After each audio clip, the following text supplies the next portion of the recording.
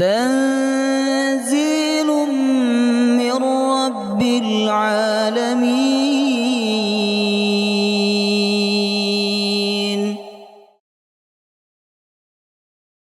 يا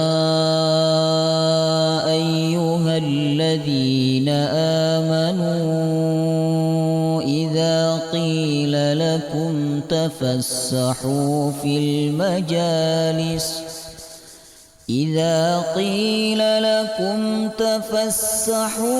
المجالس فافسحوا يفسح الله لكم وإذا قيل انشزوا فانشزوا يرفع الله الذين آمنوا منكم والذين أوتوا العلم درجات والله بما تعملون خبير.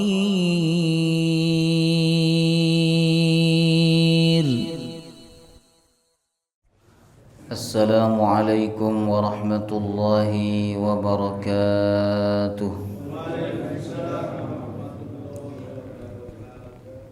بسم الله الرحمن الرحيم. الحمد لله رب العالمين، نحمده ونستعينه ونستغفره ونعوذ بالله من شرور أنفسنا ومن سيئات أعمالنا. من يهده الله فلا مضل له ومن يضلل فلا هادي له. أشهد أن لا إله إلا الله وحده لا شريك له وأشهد أن محمدا عبده ورسوله لا نبي ولا رسول بعده. اللهم صل وسلم على سيدنا ونبينا محمد وعلى آله وصحبه أجمعين. اللهم علمنا ما ينفعنا وانفعنا بما علمتنا وزدنا علما واجعلنا من الصالحين آمين يا رب العالمين. Alhamdulillah, segala puji bagi Allah yang mengumpulkan kita malam hari ini di dalam majelis yang baik. Semoga Allah SWT memberkahi kita semua. Amin ya rabbal alamin. Jamaah rahimakumullah, mari kita lanjutkan pembahasan kita tentang apa? Lupa panjenengan. Ayat puasa.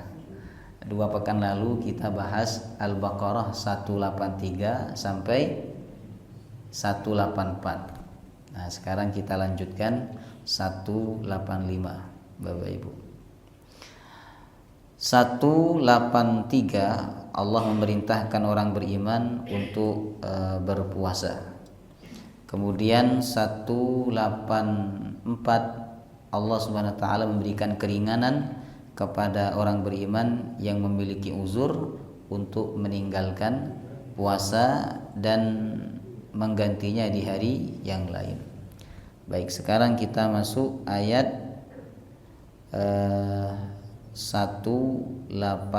Allah berfirman, A'udzu billahi minasyaitonir rajim. Syahrul ramadhanalladzi unzila fihil Qur'an. Bulan Ramadan adalah bulan diturunkannya Al-Quran. Satu-satunya bulan yang disebut namanya oleh Allah dalam Al-Quran bulan Ramadan, Bapak Ibu. Bulan Muharram, bulan Safar, Rabiul Awal, Rabiul Akhir, dan seterusnya itu tidak disebut namanya dalam Al-Quran. Kata ulama, ini menunjukkan keistimewaan dan keagungan bulan Ramadan. Jamaah rahimakumullah, ya. Kalau ada seorang presiden menyebut nama satu orang dalam pidatonya, berarti orang itu sangat spesial, istimewa di hadapan presiden. Yang lain hanya disampaikan bapak-bapak, ibu-ibu yang saya hormati. Tapi ketika dia nyebut wabil khusus Bapak Ahmad Suparman misalnya, jemaah rahimakumullah,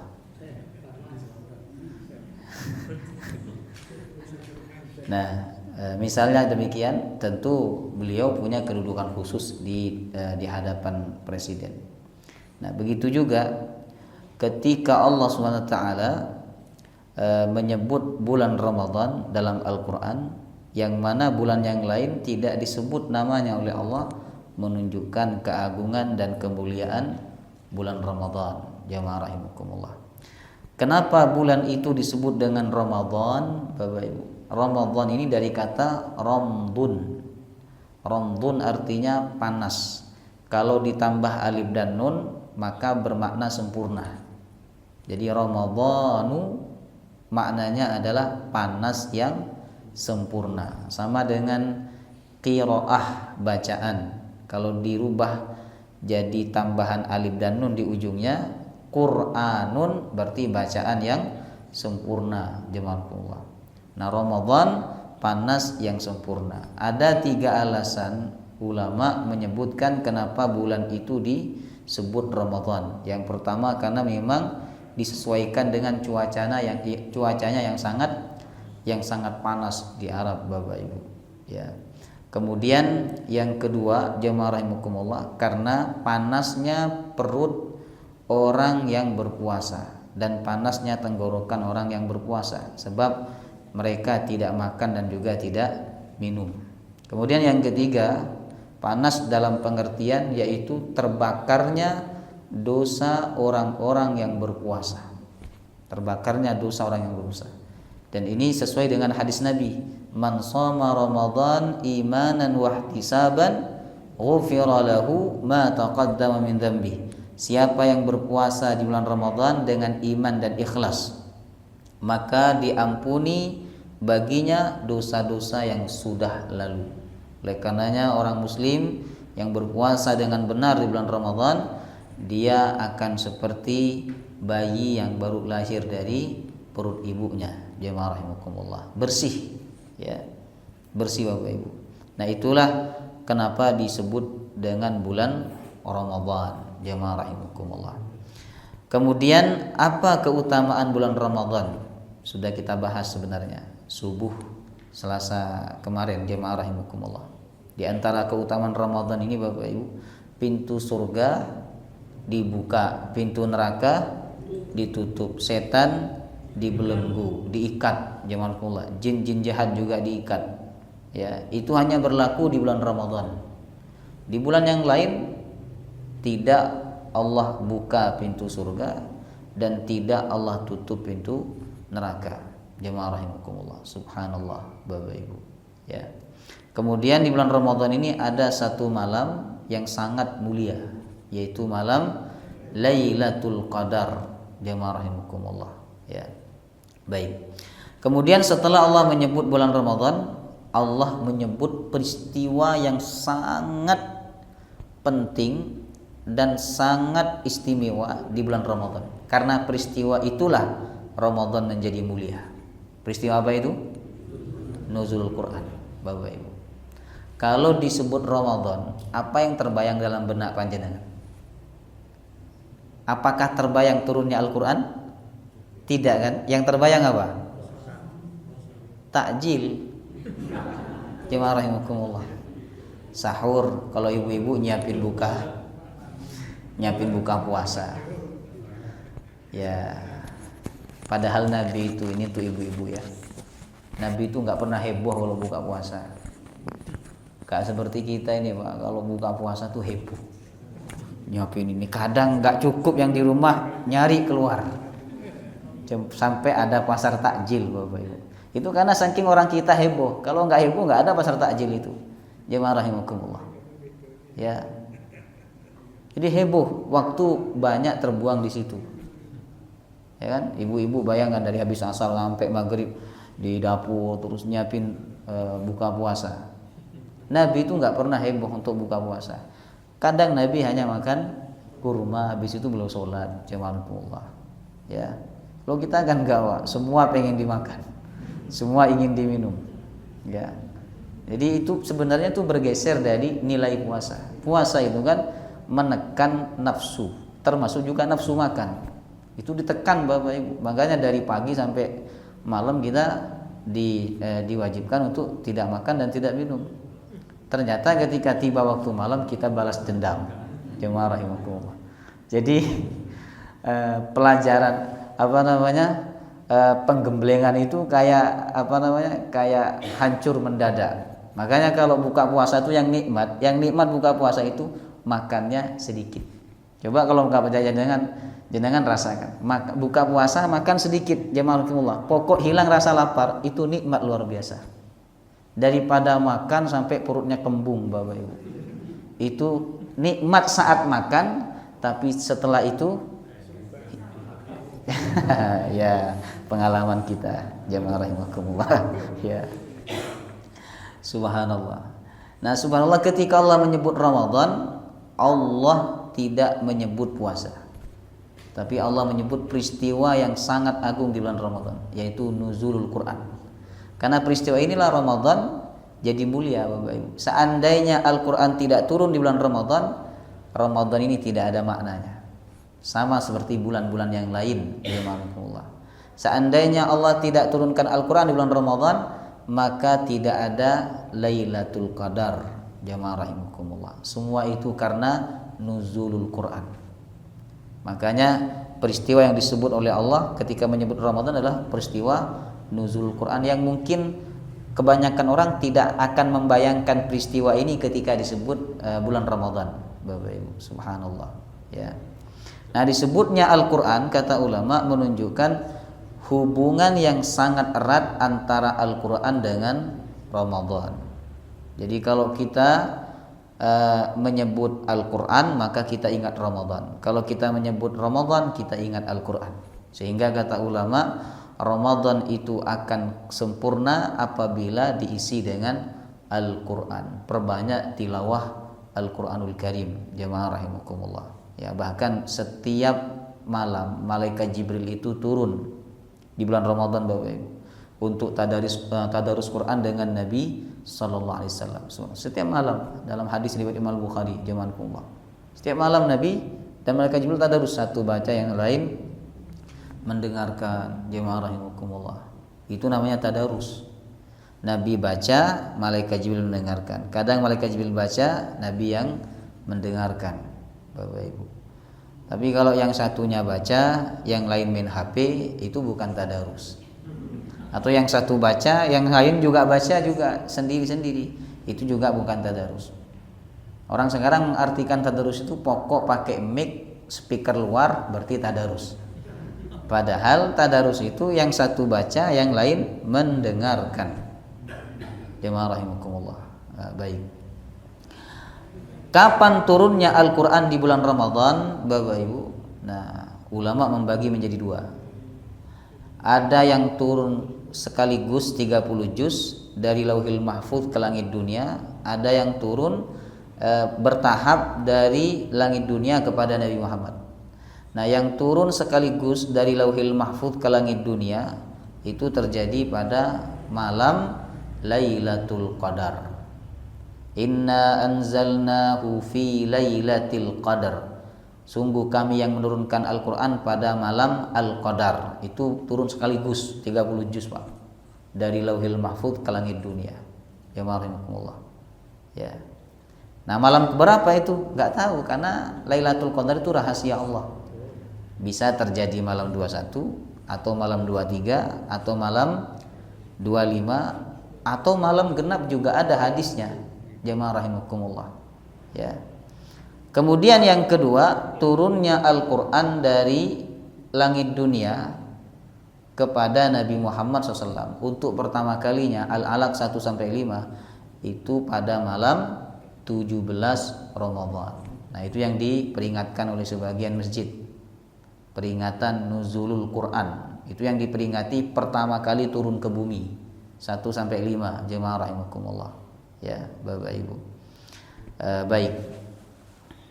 Kemudian jemaah rahimakumullah, Allah menyebutkan fungsi turunnya Al-Quran dalam ayat ini. Yang pertama, hudal linnas, petunjuk bagi manusia.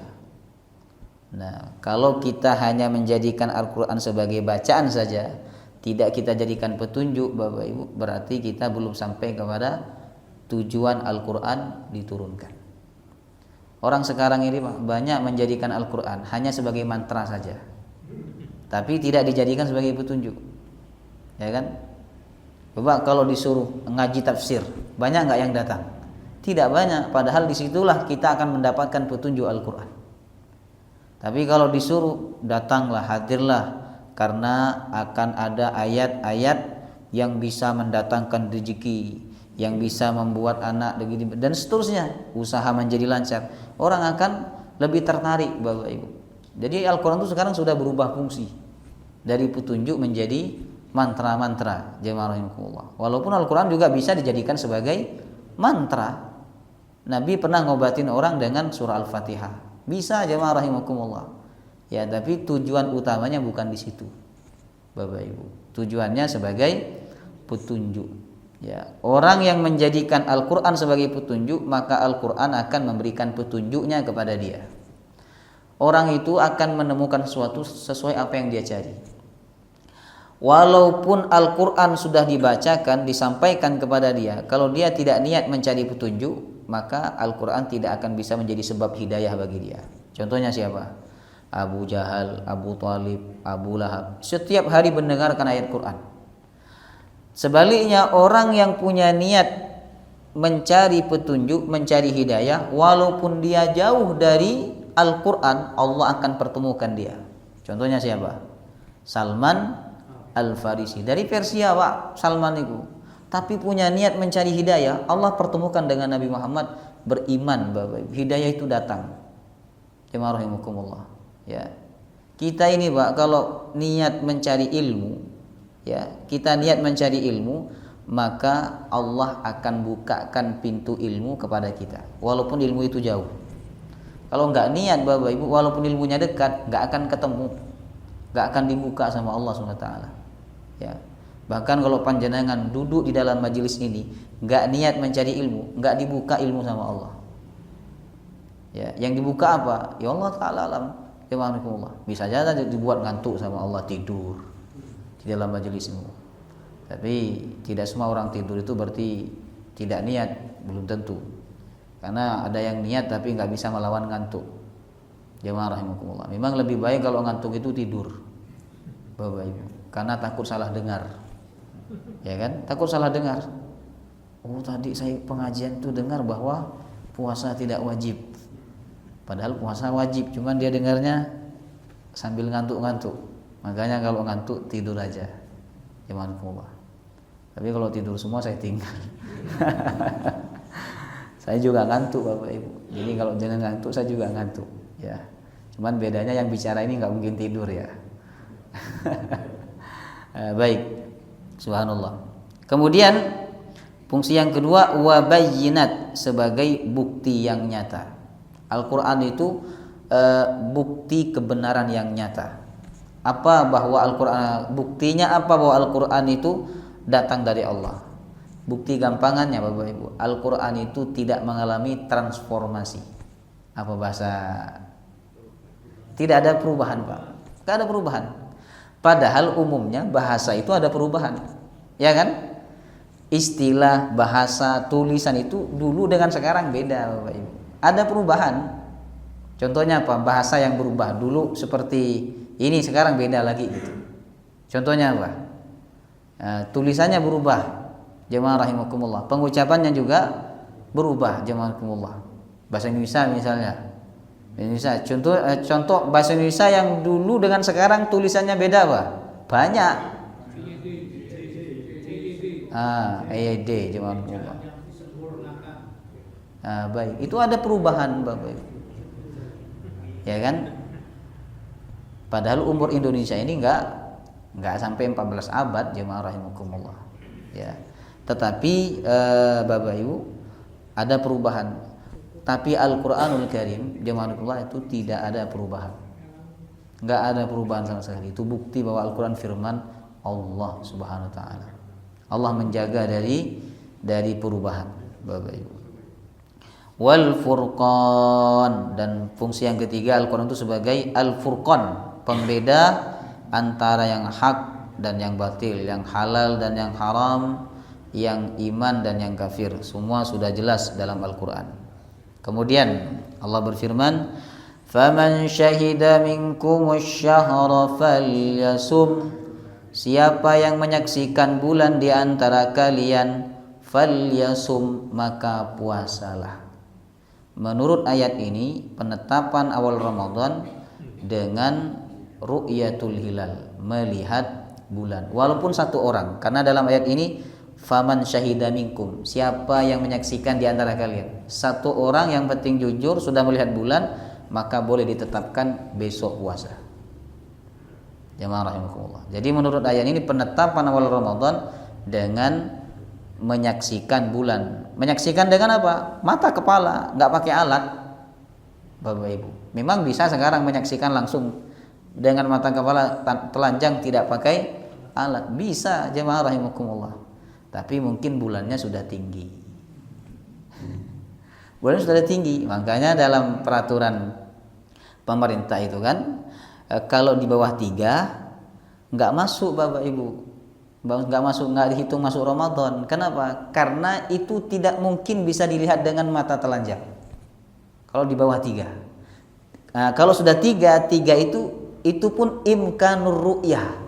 Imkan itu artinya kemungkinan, masih kemungkinan Pak, belum kepastian itu. Kemungkinan bisa dilihat 3 derajat. Nah, apa dalilnya? Ayat ini Bapak Ibu. Siapa yang menyaksikan bulan di antara kalian, puasalah. Jemaah rahimakumullah. Jadi dilihat, diinceng, ada nggak bulannya? Oh ada, kelihatan, puasa besok. Jemaah rahimakumullah. Dan itu bisa dilihat berdasarkan ilmu pengetahuan ya, 3 derajat lebih. Jemaah rahimakumullah. Kalau 2 nggak bisa.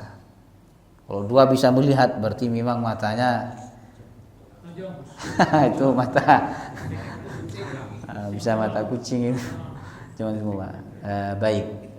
Kalau dulu 2, tapi 2 itu selalu imkanur ru'yanya 99,9% itu sangat kecil Bapak Ibu. Jadi dinaikkan jadi 3. Jemaah rahimakumullah.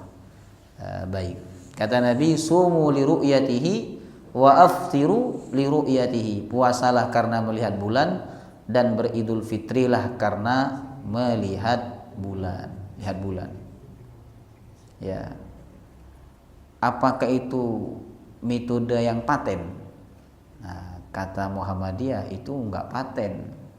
Tapi kata orang NU itu paten itu, karena ada di Al-Quran dan di hadis. Ya, kata orang Muhammadiyah itu enggak paten. Metode, namanya metode itu kan sarana. Bapak Ibu, itu sifatnya tidak paten. Kata Muhammadiyah itu sifatnya ta'akkuli, suatu waktu bisa berubah. Lah sekarang kata Muhammadiyah ada yang lebih canggih lagi dan itu bersifat pasti. Gak usah diinceng. Jemaah, karena ada ilmu astronomi. Jemaah, asal bulan tuh ngelewati garis, nah berarti sudah masuk. Sudah ganti hari, berarti ganti bulan. Walaupun Muhammadiyah sekarang nggak pakai itu, nggak pakai wujudul hilal sekarang, pakai KGHT ya. Nah, sak dunia. Jadi satu Ramadannya sama Bapak Ibu. Ya. Di Indonesia, misalnya di Indonesia nggak wujud, tapi di Amerika bulan sudah wujud, maka sudah masuk satu Ramadan. Karena hari itu sama Pak, yang beda cuman jamnya saja. Itu pendapat Muhammadiyah. Berarti Muhammadiyah itu menganggap hisab itu informasi yang tidak perlu dikonfirmasi ya, karena dia bersifat jelas pasti. Jemaahkumullah. Tapi kata orang NU, hisab itu informasi yang perlu dikonfirmasi, perlu dilihat karena Nabi melihat katanya. Nah baiklah, ini perbedaan cara pandang. Jemaahkumullah. Jangan ikut NU ya benar, ikut Muhammadiyah juga benar. Yang tidak benar tuh nggak puasa Bapak Ibu ya. Tapi kebanyakan orang kita ya, itu bukan masalah PNS atau bukan ya. Saya punya teman PNS tapi ikut Muhammadiyah, padahal PNS kan pegawai negeri kan, harusnya ikut pemerintah, loyal. Saya gue julukin kadang, jenengan ini kurang loyal sama pemerintah. Masa puasa ikut Muhammadiyah, nggak ikut pemerintah, saya bilang. Oh, saya bilang gini, kalau urusan puasa itu bukan urusan pemerintah katanya. Baik, jemaah rahimakumullah. Jadi ikut Muhammadiyah benar, ikut pemerintah juga benar, Bapak Ibu. Ya. Tidak boleh memaksa orang untuk sama dengan kita, nggak bisa, Pak. Perbedaan itu sudah ada sebelum kita ada. Lalu kita baru ada nih setelah ingin memaksakan perbedaan itu sama, itu nggak bisa, Bapak Ibu. Tidak bisa, jemaah ya. Yang ada perbedaan itu ada dan terbuka. Jemaah itu yang harus kita pahami. Kemudian jemaah rahimakumullah, apakah setiap orang yang sudah menyaksikan atau mengetahui bahwa besok 1 Ramadan dia semuanya wajib puasa? Tidak, diulang lagi sama Allah. Wa man kana maridan aw ala safarin fa iddatum min ayyamin ukhar. Siapa yang sakit atau safar, maka dia boleh tidak puasa, boleh mengganti puasanya di hari yang lain. Jadi tidak semua orang diwajibkan untuk puasa. Subhanallah Bapak Ibu. Allah itu mendahulukan hak kita daripada hak dirinya. Allah kan punya hak untuk dipatuhi perintahnya kan. Puasa itu haknya Allah, Bapak Ibu. Tapi kalau itu bertentangan dengan hak badan kita, Allah mengalah. Kata Allah, dahulukan hak badanmu. Badan kita sakit, Pak, berarti punya hak untuk diistirahatkan, untuk dikasih makan, dikasih minum, diberi obat. Subhanallah, Bapak Ibu. Ya. Ini pelajaran dari Allah bahwa kita tidak boleh berlebih-lebihan dalam beribadah sampai mengorbankan kesehatan kita. Tidak boleh, Pak. Jemaah. Kalau kita sih nggak ada yang kayak begitu ya. Nggak ada.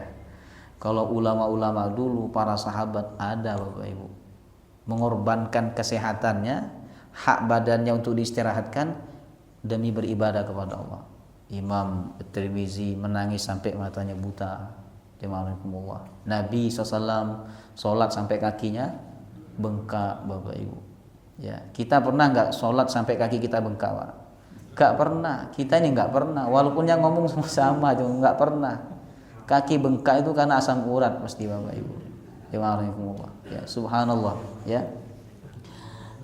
Nah, jadi berlebih-lebihan dalam beribadah itu sampai mengorbankan hak badan itu tidak baik. Nabi pernah menegur sahabat yang puasa terus. Ya, ditegur oleh Nabi, kamu telah menyiksa diri kamu sendiri. Nabi SAW juga menegur seorang sahabat, siapa namanya lupa saya, Bapak Ibu.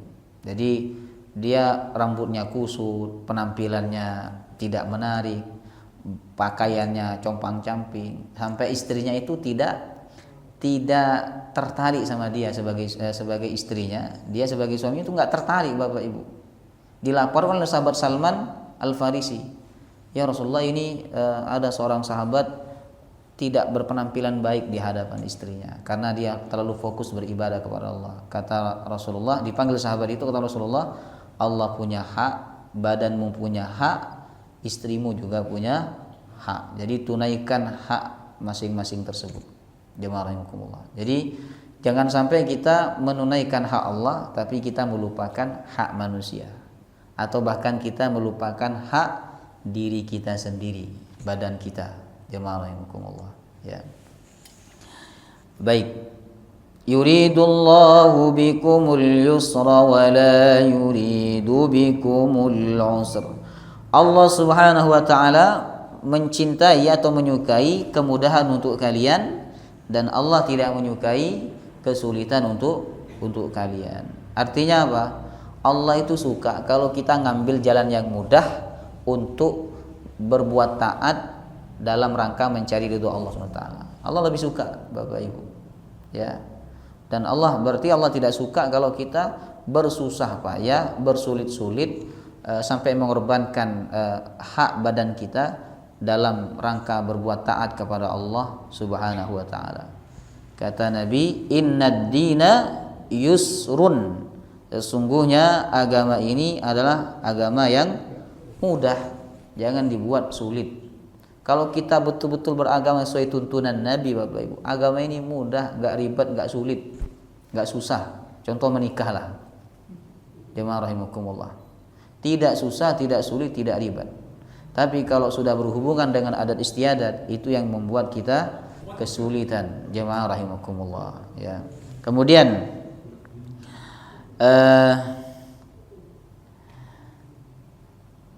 ayat berikutnya, walitukmilul iddata walitukabbirullaha ala ma hadakum wa la'allakum tashkurun. Dan hendaklah kalian menyempurnakan al-iddah. Iddah hitungan puasa kalian. Berapa hitungan puasanya? Ya bisa 29 atau 30 hari. Kata Allah, sempurnakan sampai 30 hari. Maksudnya kalau kamu ragu atau kamu tidak melihat bulan, apakah besok ini sudah Idul Fitri atau belum, maka kata Allah, sempurnakan puasamu menjadi 30 hari. Jemaah rahimakumullah. Ya.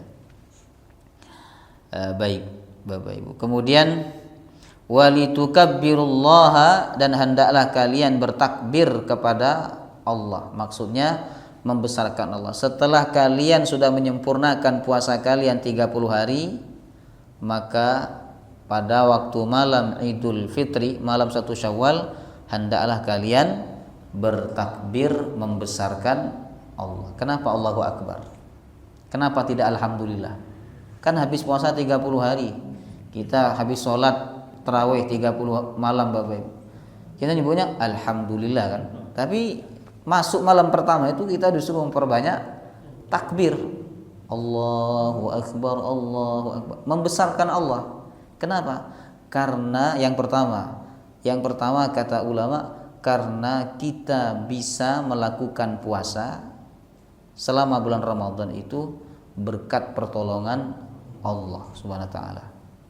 Yang kedua, biasanya orang kalau melakukan ibadah, ya, apalagi puasa, terus keluar dari Ramadan, dia seperti bayi yang keluar dari perut ibunya, bersih dari dosa. Biasanya orang akan merasa dirinya suci, jemaah rahimakumullah. Ya kan? Merasa dirinya suci, merasa dirinya mulia. Akhirnya apa? Dia besarkan dirinya. Makanya untuk menutup itu Allah langsung perintahkan kepada orang yang selesai melaksanakan puasa Ramadan untuk banyak bertakbir. Walitukabbirullah, hendaklah kalian bertakbir membesarkan Allah Subhanahu wa taala. Nah, untuk takbir Idul Fitri, Bapak Ibu, itu hanya berlaku 1 malam setengah pagi. Bukan setengah hari, tapi setengah pagi. 1 malam setengah pagi. 1 malam berarti dari malam 1 Syawal. Masuk maghrib sunnah takbir, baik di luar sholat maupun setelah sholat. Jemaah rahimakumullah. Kemudian sampai kapan itu? Sampai setengah pagi, sampai selesai sholat Id. Selesai sholat Id udah nggak ada takbiran lagi. Jemaah rahimakumullah. Jadi lebarannya itu hanya setengah pagi saja. Nah, tapi kan kita lebaran 7 hari, Bapak Ibu. Ya kan? Lebaran 7 itu sebenarnya sama puasa 6 hari. Nah, tapi kan kita ini tidak puasa 6 hari tapi lebarannya 7 hari. Jemaah rahimakumullah. Baik. Tidak masalah karena itu adat istiadat. Kemudian wala'allakum tashkurun walitukabbirullaha ala ma hadakum. Hendaklah kalian bertakbir kepada Allah, membesarkan Allah atas apa yang telah Allah tunjukkan kepada kalian. Ya. Wala'allakum tashkurun, dan agar kalian bersyukur. Jadi kata ulama, ini tujuan puasa yang kedua. Yang pertama agar kalian bertakwa kan di ayat 183. Yang di ayat ini la'allakum tashkurun, agar kalian bersyukur. Apa yang disyukuri dengan puasa? Jemaah rahimakumullah. Harus puasa 30 hari itu berarti ada nikmat besar yang disyukuri, Bapak Ibu. Apa itu? Nah, bukan. Bukan, Pak.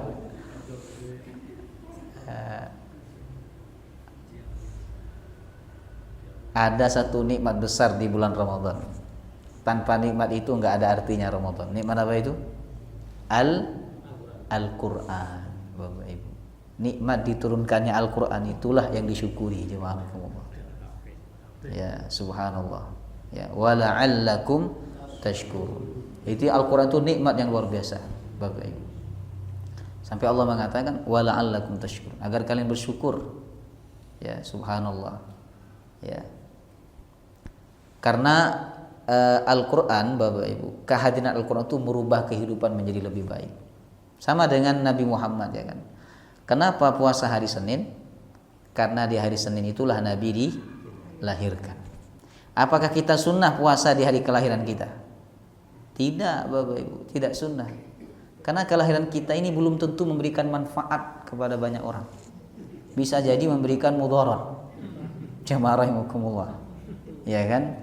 Bisa jadi memberikan mudarat, Bapak Ibu. Baik.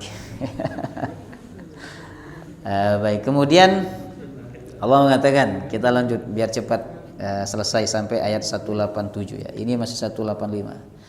Sekarang kita masuk 186. Wa idza sa'alaka 'ibadi 'anni fa inni qarib. Apabila hambaku bertanya kepadamu Muhammad, anni tentang diriku, fa inni qarib, jawablah sesungguhnya aku dekat. Nah, ada sebab turunnya ini. Ada sahabat tanya ke Rasulullah, ya Rasulullah, Allah itu jauh atau dekat? Kalau jauh saya akan memanggilnya, tapi kalau dekat aku akan bermunajat. Bermunajat itu dengan suara lirih, Bapak Ibu. Maka turun ayat ini. Kata Allah, fa inni qarib, sesungguhnya aku dekat. Jamaah rahimakumullah. Ya. Apa hubungannya dengan puasa? Kenapa tiba-tiba Allah mengalihkan pembahasan puasa Ramadan dengan pembahasan ayat ini, jamaah rahimakumullah? Kata ulama, masih ada hubungannya.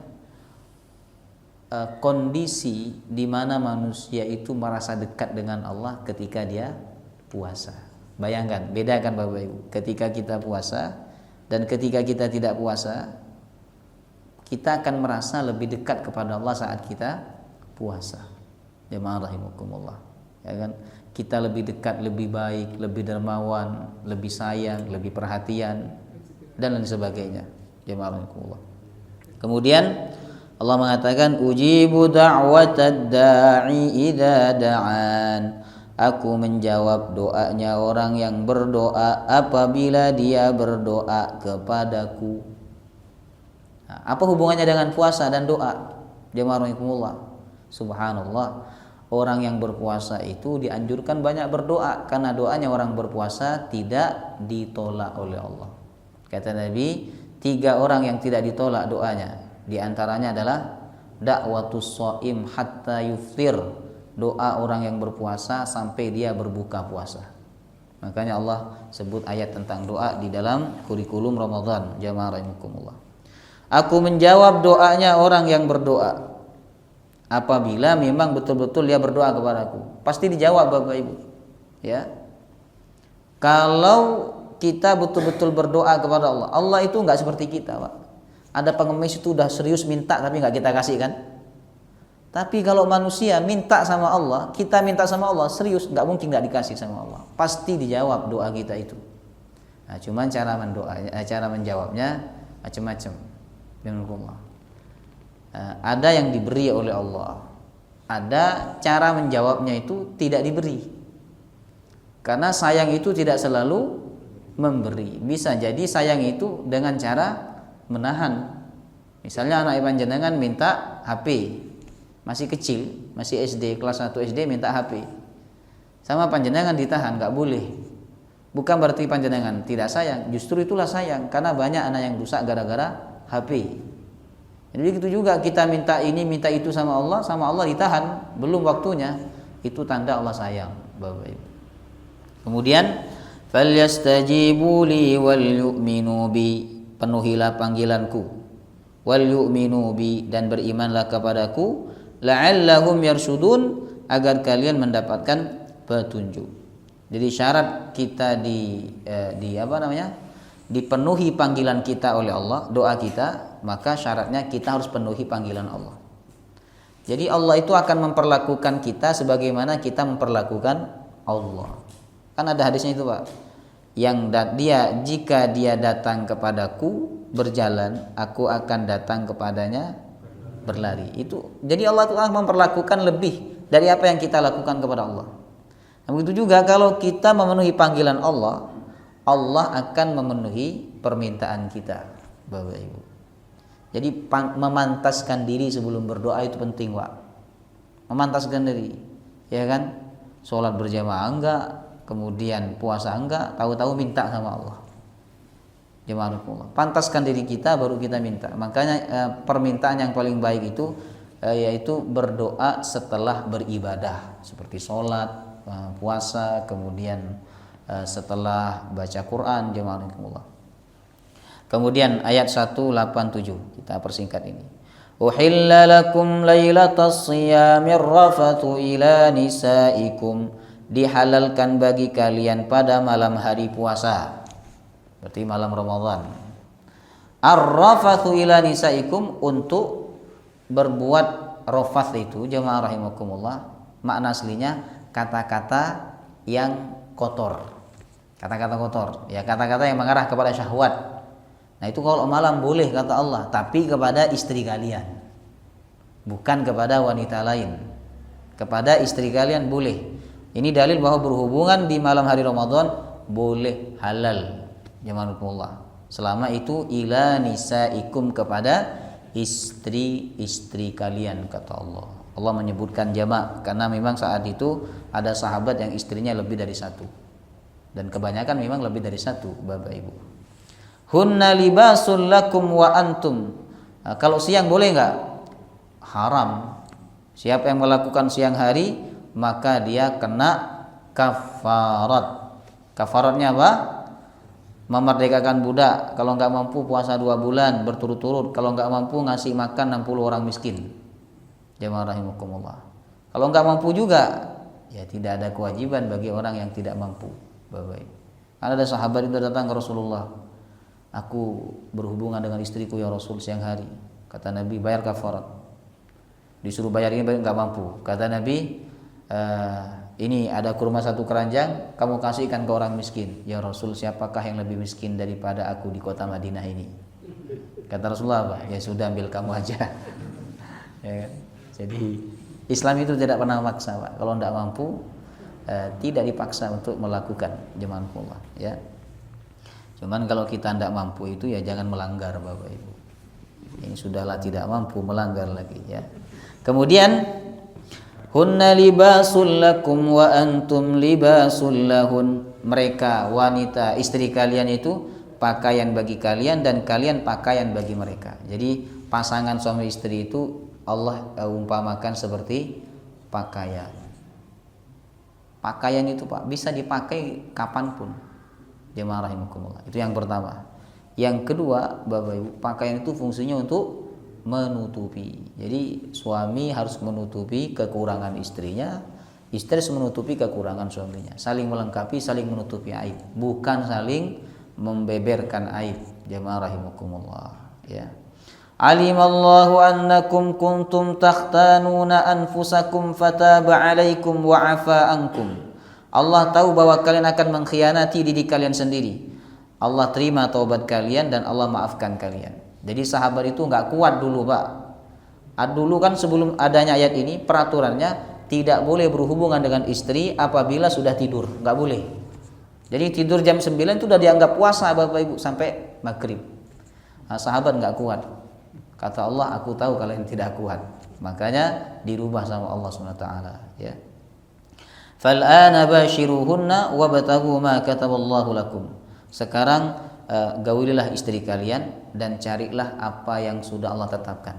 Artinya jangan kalian melakukan hubungan dari jalan yang tidak diperbolehkan oleh Allah dan Rasulnya. Kemudian wa kulu washrabu, makanlah dan minumlah hatta yatabayyana lakumul khaytul abyadu minal khaytil aswadi minal fajr, sampai jelas antara benang putih dan benang hitam. yaitu fajar. Ada sahabat yang salah memahami ayat ini. Jadi mau tidur itu dia ngeletakkan benang putih sama benang hitam. Bangun itu kok masih yang hitam masih hitam, yang putih masih putih. Nah, datang kepada Nabi, kata Nabi itu maksudnya yang putih itu fajar. Ya, yang hitam adalah malam. Jadi kalau yang putih sudah tiba, maka tidak boleh makan dan minum. Ini dalil bahwa batas terakhir makan malam, Bapak Ibu, batas terakhirnya itu ketika sudah masuk waktu subuh. Kalau sudah dikumandangkan adzan subuh, di mulut masih ada makanan, wajib dimuntahkan. Kalau enggak, jamaah puasanya batal. Bapak Ibu, wajib dimuntahkan. Ya kan?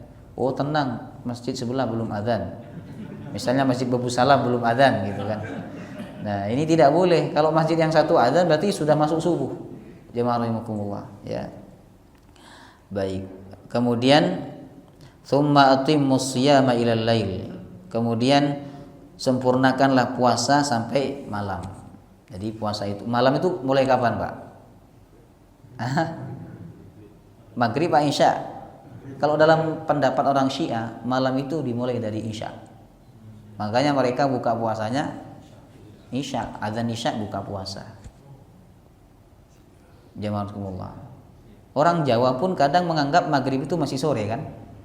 Pernah ada tamu ke rumah, janjian dengan saya, Ustadz sore ini ada di rumah. Ada gitu. Saya kira sore itu kan habis asar sampai maghrib tuh. Nah ternyata sore versi beliau itu adalah habis maghrib itu masih sore. Di telepon saya, Bapak, sedang pengajian. Jamaahkumullah. Ya. Saya beda, jamaahkumullah. Saya curiga jangan-jangan orang itu Syiah. bukan orang Syiah dia, jamaahkumullah. Tapi sebagian orang menganggap maghrib itu masih sore. Nah, padahal dalam Al-Qur'an maghrib itu sudah malam, Bapak Ibu. Wala tubashiruhunna wa antum aakifuna fil masajid. Janganlah kalian menggauli istri kalian ketika kalian sedang iktikaf di masjid. Jadi salah satu yang membatalkan iktikaf itu menggauli istri. Masa ada orang menggauli istri di masjid? Bukan di masjid, di rumah, Bapak Ibu. Maksudnya iktikaf ini. Habis itu malam-malam jam 2 malam pulang menggauli istrinya, batal iktikafnya. Tapi kalau dia pulang tok untuk makan, ganti pakaian, itu tidak batal Pak iktikafnya. Subhanallah, ya. Kemudian tilka hududullahi fala taqrabuha. Itulah batasan Allah, janganlah kalian mendekatinya. Ya. Kadzalika yubayyinullahu ayatihi lin-nasi la'allahum yattaqun. Demikianlah Allah menjelaskan ayat-ayatnya kepada manusia agar mereka bertakwa. Ini ayat terakhir tentang Ramadan. Jadi awal ayat tadi 183 ditutup dengan la'allakum tattaqun. Ujung ayat tentang Ramadan juga ditutup dengan la'allahum yattaqun. Jadi semua muaranya itu takwa kepada Allah Subhanahu wa taala, Bapak Ibu. Wallahu taala alam bissawab. Sudah masuk Isya nih? Ada pertanyaan kan? Enggak ada. Oh, banyak pertanyaan ini pasti. Ya, enggak apa, satu saja.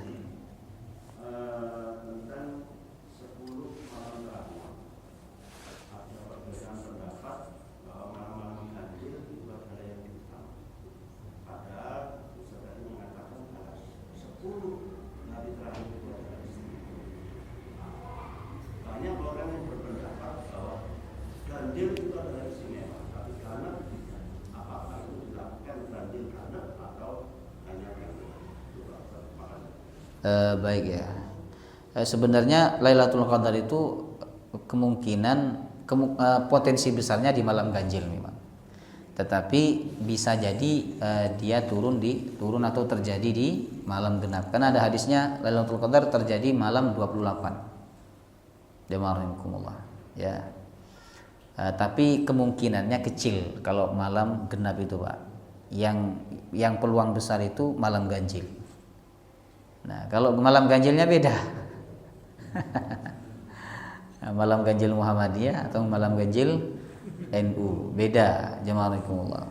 Ya kalau beda dicari. Yang lebih aman itu mencari dari malam 21, 21, 22, 23, 24. Itu setiap malam dicari jemaah. Ya, kalau bisa Bapak Ibu. Program iktikaf itu malam 21 sampai malam 30. Insyaallah aman, Pak. Tapi syarat dapat Lailatul Qadar itu tidak seberat yang dibayangkan oleh orang-orang. Syarat Lailatul Qadar itu, Pak, kata ulama, paling utama syarat itu puasa, siangnya puasa, sholat maghrib, sholat isya, sholat subuh. Sudah, ini orang kayak begini ini insya Allah dapat Lailatul Qadar. Walaupun dia nggak tarawih dapat, Bapak, tapi di tingkatan yang rendah. Kalau di tingkatan yang tinggi ya, sholat maghrib berjamaah, isya berjamaah, subuh berjamaah, tarawih berjamaah, rutinkan dari malam 21 sampai malam terakhir. Nggak putus-putus, insya Allah dapat. Ditambah lagi i'tikaf di masjid. Jamaah rahimakumullah. Wallahu taala alam bis-shawab. Ini tadi terakhir, yang ini paling terakhir.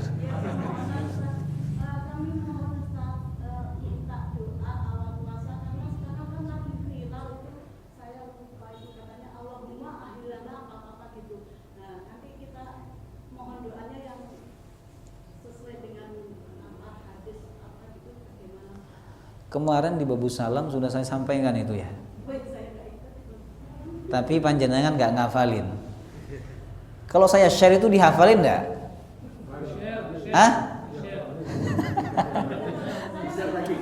Dihafalkan ya. Oh ya, ya nggak apa-apa, nanti saya share. Doanya Allahu Akbar. Malam pertama, maghrib malam pertama, Allahu Akbar. Allahumma ahillahu alaina bil amni wal iman was salamati wal islam wat taufiq lima tuhibbu wa tarda rabbi wa rabbukallah. Panjang. Nah, itu sebenarnya tidak hanya di awal Ramadan, Bapak Ibu. Setiap masuk awal bulan Hijriah sunnah baca doa itu. Setiap masuk awal bulan, agar selama bulan itu kita diberikan keamanan, keimanan, keselamatan, keislaman dan taufik untuk melakukan apa yang dicintai dan diridhai oleh Allah.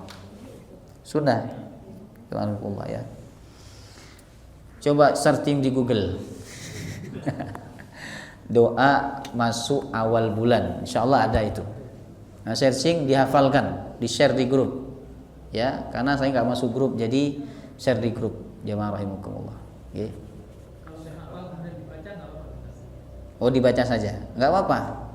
Jadi masuk awal bulan baca tok, tidak wajib dihafalkan, Bapak Ibu. Dan pahalanya sama dengan orang yang baca tanpa hafal. Hafal tanpa baca, mohon maaf, jangan lupa ya. Sampun, mari sama-sama kita tutup dengan kafaratul majlis. Subhanakallahumma wa bihamdika asyhadu an la ilaha illa anta astaghfiruka wa atubu ilaik. Assalamualaikum warahmatullahi wabarakatuh.